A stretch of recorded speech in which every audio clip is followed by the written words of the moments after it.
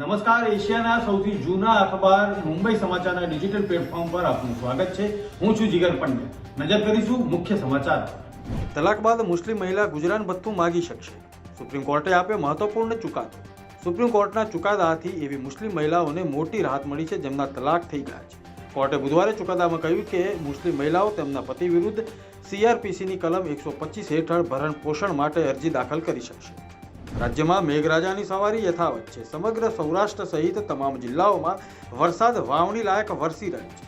જૂનાગઢ જિલ્લાના મોટા ભાગના જળાશયોમાં નવા નીરની આવક થઈ છે.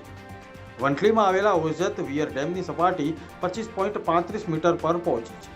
ઓજત 2 ડેમ છલોછલ ભરાતા ડેમનો એક દરવાજો ખોલવામાં આવ્યો. પંચમહાલ જિલ્લાના કાલોલની અન્નપૂર્ણા ગ્રાહક ભંડાર નામની સરકારી સસ્તા અનાજની દુકાનમાં ગંભીર ગેરરીતિઓ આવી છે. આકસ્મિક ચેકિંગ દરમિયાન અનાજના 124 કટ્ટાની ઘટ મળી આવી. અચાનક આવેલી તવાઈથી દુકાનદાર હિચકાઈ ગયો છે. છેલ્લા ઘણા સમયથી નાગરિકોની ફરિયાદોને આધારે તંત્રએ કાર્યવાહી કરી. જમ્મુ કાશ્મીરના કઠુઆમાં સૈન્યના કાફલા પર થયેલા હુમલાની તપાસ NIAને આપવામાં આવી છે. જમ્મુ કાશ્મીરના કઠુઆમાં સોમવારે થયેલા આતંકી હુમલામાં 5 જવાનો શહીદ થયા હતા અને 8 ઘવાયા હતા. આ હુમલાની તપાસમાં સામે આવ્યું છે કે હુમલા પહેલા સ્થળ પર આતંકીઓ અને તેના સાથીદારોએ રેકી કરી હતી.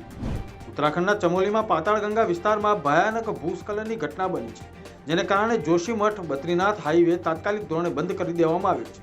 હજી સુધી કોઈ જાનહાનિના સમાચાર મળ્યા નથી. હવામાન વિભાગની આગાહી મુજબ 13 જિલ્લાઓમાં ભારે વરસાદની આગાહી કરવામાં આવી છે.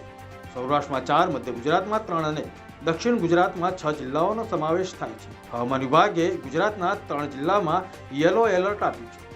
દક્ષિણ ગુજરાતના 6 જિલ્લામાં ભારે વરસાદનું એલર્ટ આપવામાં આવ્યું છે.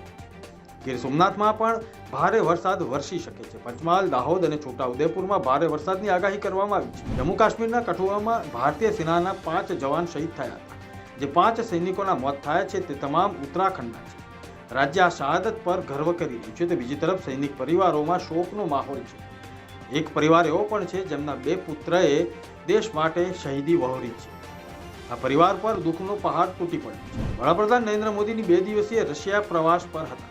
તેમની પુતિન સાથેની બેઠક પર અમેરિકા અને ચીન સહિત અનેક દેશોની નજર હતી. વડાપ્રધાન મોદીના રશિયા પ્રવાસ પર અમેરિકાએ પ્રતિક્રિયા આપી છે. રશિયા અને ભારત વચ્ચે સારા સંબંધોને કારણે આ યુદ્ધ પર લગામ લાગી શકે છે. કેન્દ્ર સરકાર 23 જુલાઈએ સામાન્ય બજેટ રજૂ કરવાની તૈયારી છે, ત્યારે નીતિશ કુમાર અને ચંદ્રાબાબુ નાયડુએ બજેટ પહેલા જ સરકારનું નાક દબાવીને 48,000 કરોડ રૂપિયાની માંગ સાથેનું લિસ્ટ સોંપ્યું છે. મોદી સરકાર નીતિશની JDUના 12 અને ચંદ્રાબાબુની TDPના 16 સભ્યોના ટેકા પર ટકેલી છે.